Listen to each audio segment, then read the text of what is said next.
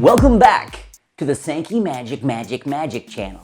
I've been messing around with the change of playing cards for many years. Changing playing cards. Little diapers. I've been messing around for years. I got a whole bunch of unreleased stuff I'm going to be sharing with you guys here on the channel. This is a version of something that's been kicking around forever. And the basic principle of the idea is to use Di Vernon's famous adage, using a large action to conceal a small action. So this is a series. I'm going to share with you 3 subtle variations on how to make a card change. A card right on the deck, and apparently show your hands empty at the same time, how to make the card change as you roll over the pack. So these are 3 slightly different variations. They've got a different beat to them. They've got, one of them works better in stand-up situation, one close-up, one's a bit angly, the other's not.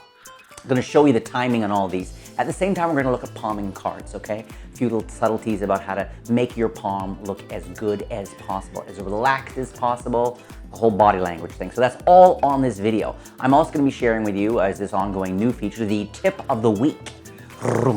The magic tip of the week that's going to really help you take your magic sort of to the next level, so to speak. I'm also going to give away, as you know, every week here on Sankey Magic channel, I give away prizes, magic merchandise. And it's all, you can find all my stuff at sankeymagic.com. That's my merchandise site. This week, I'm going to be announcing the winners of last week's 12 winners of Photoshock. Photoshock is a very cool trick involving a photograph of a playing card, and things change inside the photo. I'm also going to be giving away today, with a question of the week coming in a second, 12 of my portal tricks. Portal is really, it's a utility prop for vanishes, appearances, transformations. It also comes with a mega long tutorial, really on sleight of hands with coins, borrowed finger rings, all this stuff. There's so much you can do with this really cool gimmick. So I'm going to give away 12. Now, if you want to enter the contest, and I'll announce your name next week, if you want to enter the contest, the question this week is, what's the difference between a trick and magic? Okay, you can have a short answer, a long answer. What to you is the primary, one of the most important differences between something that people just experience as a trick, oh, that was a cool trick, you got me, you fooled me, and something that people experience as magic, something different than just a trick. Something else is going on. So what for you? Answer the question, leave a comment down below. What's the difference between a trick and magic? And you'll automatically be entered into this week's contest to win one of 12 of my portal utility props. A couple of pointers on classic palming card. David Roth, brilliant coin magician, R-O-T-H, Roth, once said that he tries to palm coins so gently that if just he would tap the back of his hand, that they would fall out of palm. And in the same way, you really want to palm your cards as lightly as possible, using the minimum amount. You don't want to have to push the hand down. You want it really, I find that once you get it down, as is after years of practice, the 2 points of contact to hold a palm card. Not everyone's hands are different, but it's the bottom down here, just the slightly fleshy part of the thumb. And then way over here, and it kind of makes sense, just underneath the tip of the pinky, right there. Those are really your 2 palm points. Sometimes I find myself putting a little bit of pressure with the index finger, but really all the fingers, everything shares it, okay? Very lightly. So that's really how you want to be holding the hand. And the hand, of course, notice the hand. Your goal is not flat. Nobody walks around like this and says, how you doing? Yeah, great to meet you, like with a couple of frisbees on the end of their arm. We tend to hold our hands slightly cupped, okay, and that's relaxed. So you just want to have that there. Now, obviously the fingers, you want them together. You don't want any what's called windows. Don't want any windows. And you know the best way to learn to become comfortable with cards? Grab an old deck of cards and jam cards in that palm, put it in there, and go about your business. Literally drive the car, walk it around, sit in class, just always be holding a card until you get to a point where you're not even thinking about it. And that's when your magic and your card handling will go up that next level. Now that hopefully you know a bit more about palming cards and how to relax your hand and how to practice palming and all that, the question is, how do you get a card into the palm? The 2 common methods, and again, you can check on a bunch of my card magic trick videos on this channel, and you will find me talking about the one-hand top palm, and I use that a lot, I really do. But you can also use a 2-hand palm, and a 2-hand palm, and this is the exposed view, is basically the 2 hands come together, hold the deck for a second, and then separate. And as that happens, you're going to push off the top card, okay, with your left thumb. and then the left fingertips push the card into your palm as it comes away. Okay, that's the basic idea of that. So to do these 3 changes, you need to have a card already in right hand classic palm. So this first turnover change that I shared, I want to create the illusion that they see the 8, okay? Then with 2 fingers, I turn over the deck. Then I turn it back over and boom, the 1 card they were thinking of, or their signed card suddenly appears. I want to create the impression that I turned over the deck twice with my 2 fingers. But what in fact I do is I have 1 palmed, I'm here. And you want to make sure if you do this, okay, and then you start to grab the deck and turn it over, you're going to flash your corner. You've got to be careful, okay? If you come over here and do this and turn, you're going to flash that corner as you come over.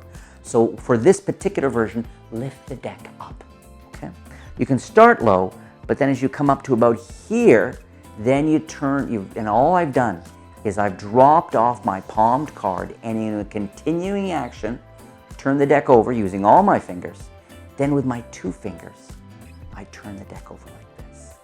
But the roll on it really suggests, I mean, you're like here, here, and here. Okay?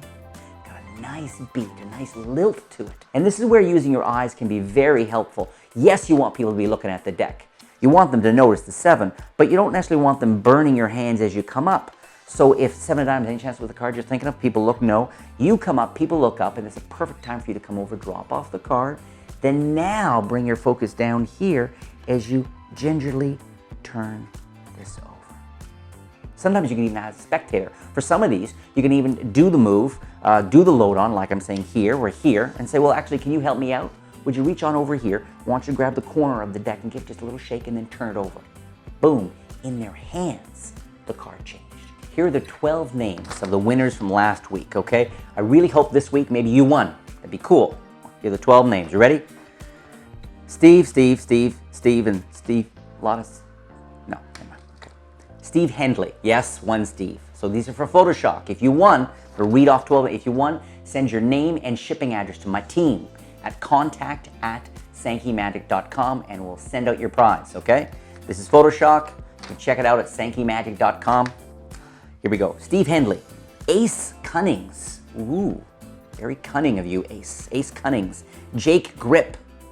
Okay, that's a good magic, sleight-of-hand magic name. Galen Stakeoff. Galen Stakeoff. Soham Ghosh.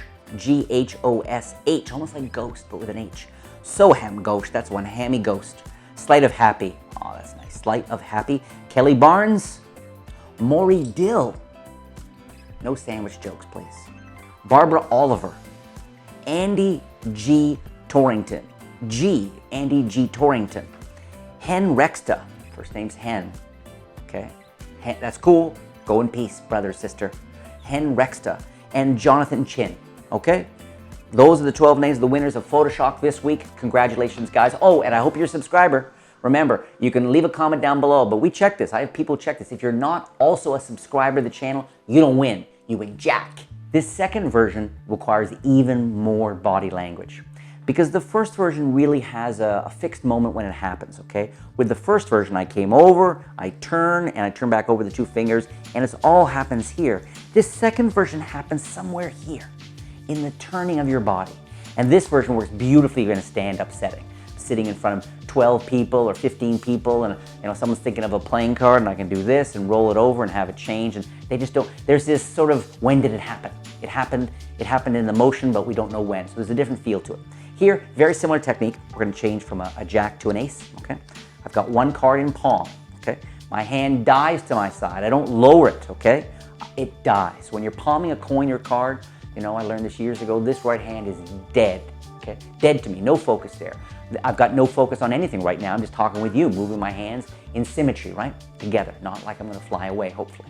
But I'm here. They're moving together. I don't just move this hand because it'll bring focus here. Okay? No tension. You're here, then I'm up here, and I shift my foot position shifts slightly, turning slightly to my right as my arm comes up and I'm focusing here. This side of my body is still dead, but now the deck, my arm, my shoulder, it's all a bit focused here. I want it to look like I just roll the deck from one hand over the other. And as the roll happens, they see one hand is empty, The other hand is empty and everything looks, and the card's somehow impossibly changed. I'm almost daring them to catch me. So the hand comes up, but you don't want all the action to be finished here, because then it's going to look like you put it on and you turned everything after the fact. Nor do you want to come up and try to get it all crammed in at the last second here. It actually happens somewhere in between. You want to be showing the ace, coming over here, rolling and stopping.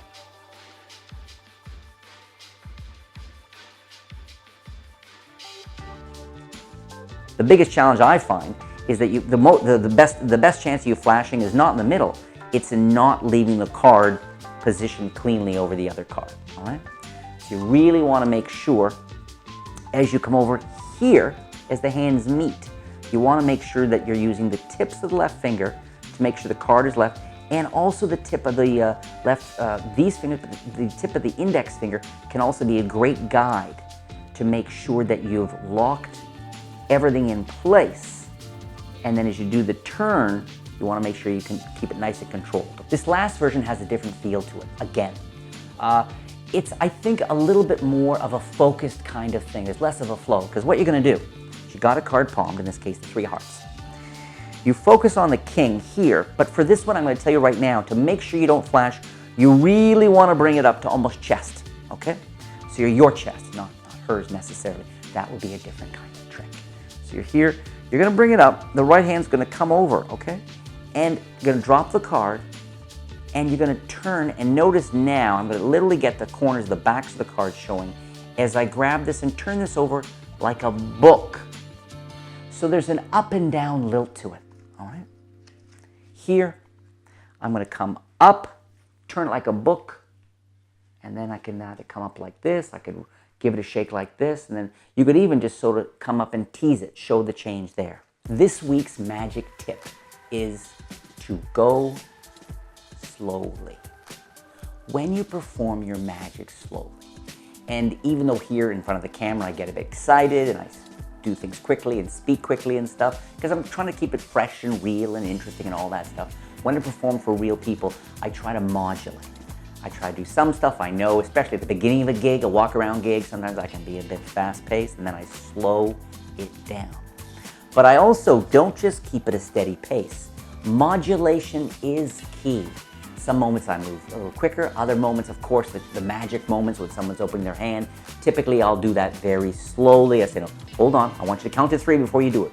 1, 2, and I'll stretch it out, stretching out the moment. Going slowly is very powerful. First, when you go slowly, it helps people understand what you're doing.